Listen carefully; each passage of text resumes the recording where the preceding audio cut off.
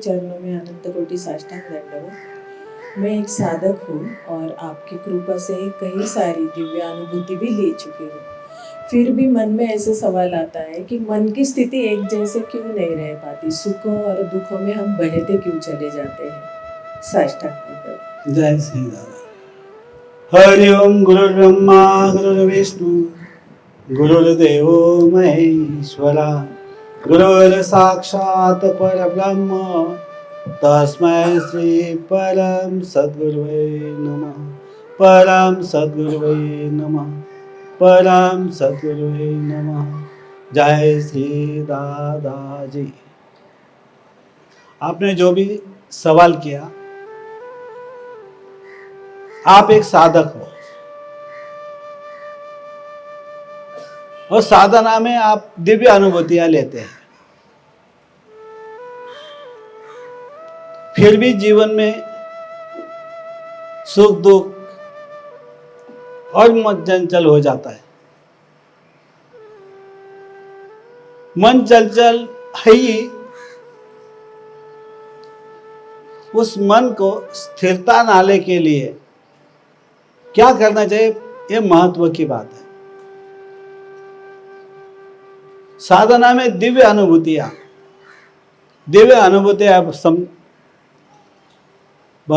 ईश्वर का दर्शन, भगवान का दर्शन हो और बहुत कुछ है, साक्षात्कार हो, उनसे बातचीत हो। यह साधना में जो सही साधना करता है, जो साधक है, वो सही साधक को ये होती ही है। और मन जो होता है ना हमारा, वो बहुत ही चंचल है।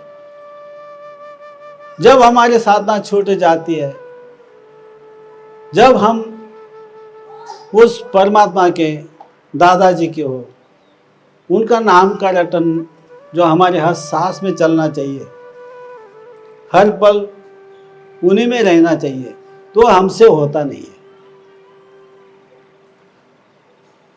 जितना समय हम साधना के बाद जो समय हमारे पास है, उस समय में हमें क्या करना है, और सुख दुख का हमें आना और जाना है। पल भर के लिए सुख मिलेगा और ज्यादातर तो दुख ही जिंदगी में मिलते हैं। सुख और दुख क्या शरीर को मिलते हैं? मन क्या है ये सब? जो शरीर है हमारे पंच तत्व का बना हुआ, इस शरीर को सुख या दुख से कुछ लेना देना नहीं है। जो इंद्रियां है ना, उनको भटकाने वाला भी मन ही है। संतुष्टि कभी होती नहीं। मन की संतुष्टि नहीं होगी तो इंद्रियों की संतुष्टि होती ही नहीं है। मन की संतुष्टि नहीं है तो इंद्रियों की संतुष्टि हो जाएगी। अच्छा अभी मिला, बाद में दूसरा मिला, तीसरा मिला, और अच्छे खाने की इच्छा हो रही है, ये मिलना चाहिए, वो मिलना चाहिए। जो भी इंद्रिया हमारे शरीर के अंदर, पंचेंद्रिया है, जो है कर्मेंद्रिया, तो वो पंच कर्मेंद्रिय जो है, उनकी संतुष्टि कभी होती नहीं। उनकी कामना इच्छा कभी पूरी होती नहीं। उनकी नहीं, मतलब में क्या होता है, हमारा जो मन है वो डिसीजन लेता है। तो मुझे बोलो, सुख मिलेगा? कैसे क्या मिलेगा? आनंद मिलेगा? नहीं मिलेगा। साधना में अनुभूतियां बराबर है। इतना समय जो आप 2 घंटे, 4 घंटे, 6 घंटे जो भी आप साधना करते हैं, तो वो साधना में आनंद मिलेगा। क्योंकि एक लेवल तक आप पहुंच गए कि साधना करते समय आपका मन क्या हो जाता है, स्टॉप हो जाता है, बंद हो जाता है, और परमात्मा और आप शेष बाकी रह जाते हैं। उसमें आत्मा साक्षात्कार हर चीज वहां से मिलती ही है।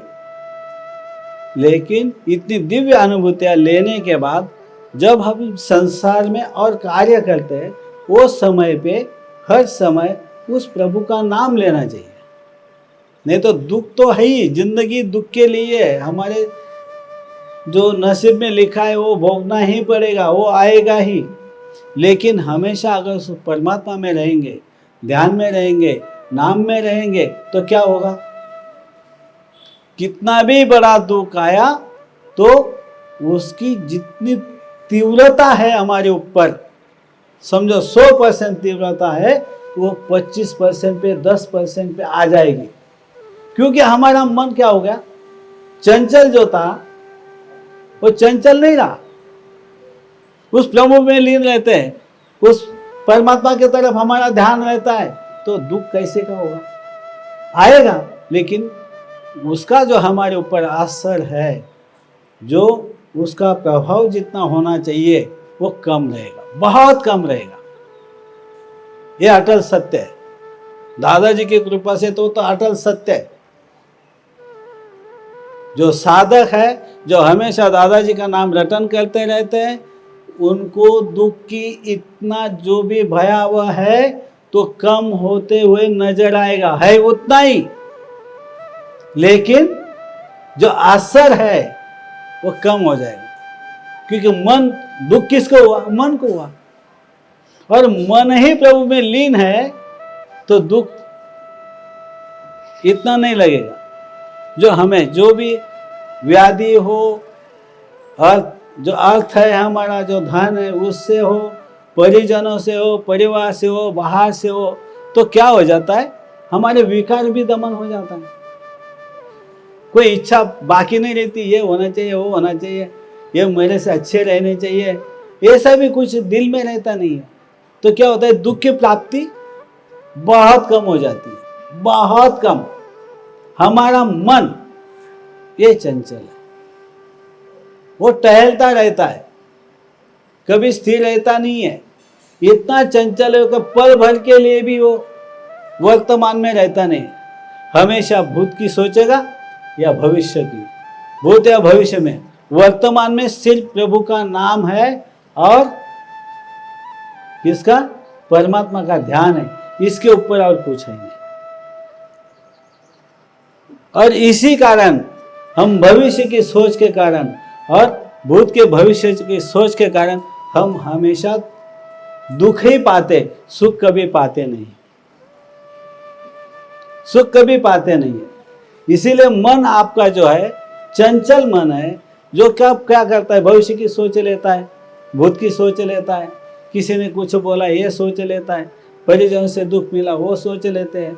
मतलब में जो हमारे इर्द गिर्द में घटित होती है वो चीज़ों से हमें दुख मिलता है। इसीलिए जो भी लिखा है हमारे नसीब में वो तो भोगना है। प्रभु तो वो उसकी तीव्रता जो होती है वो कम कर देते हैं, असर कम रहता है।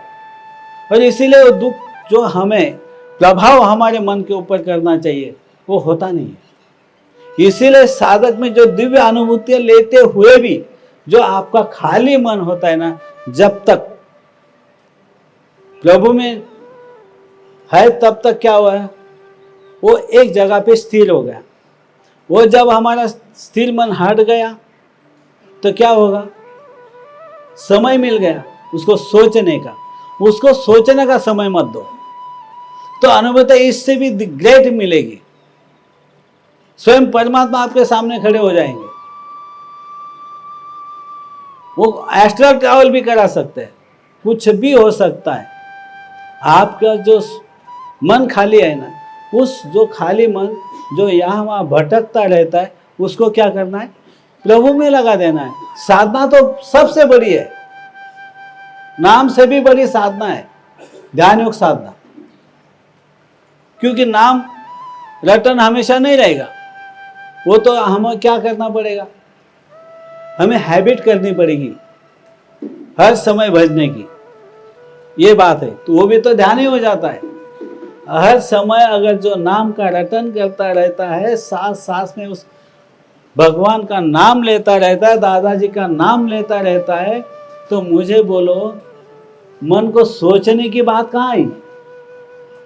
उस भटकेगा नहीं, स्थिर तो कहाँ पे होगा? दादाजी के इसमें हो गया, तो ध्यान हो गया ना वो भी। तो उनको देखते रहो, नाम रटन करते रहो, देखते रहो, नाम रटन करते रहो, तो ध्यान ही हो जाता है, ध्यान ही होता है, वो दूसरा और कुछ है ही नहीं। और जब साधना में बैठते हैं, अनुभूतियां लेते हैं, तो तब भी क्या होता है, मन की गति स्लो नहीं, बिल्कुल स्टॉप हो जाती है। मन चंचल जो है बिल्कुल सोचता ही नहीं है, और दिव्य अनुभूति चालू हो जाती है। साधना में दिव्य अनुभूति आ जाती है, नाम रटन करते हुए थोड़ी बहुत कम आएगी, बहुत कम आएगी, लेकिन ध्यान तो जरूर हो जाएगा। बस उसके दिल में आता है, जब प्रभु का, दादाजी के दिल में आ जाए तो हमें दर्शन दे देते हैं, हमसे बातचीत भी करते हैं, सब कुछ करते हैं।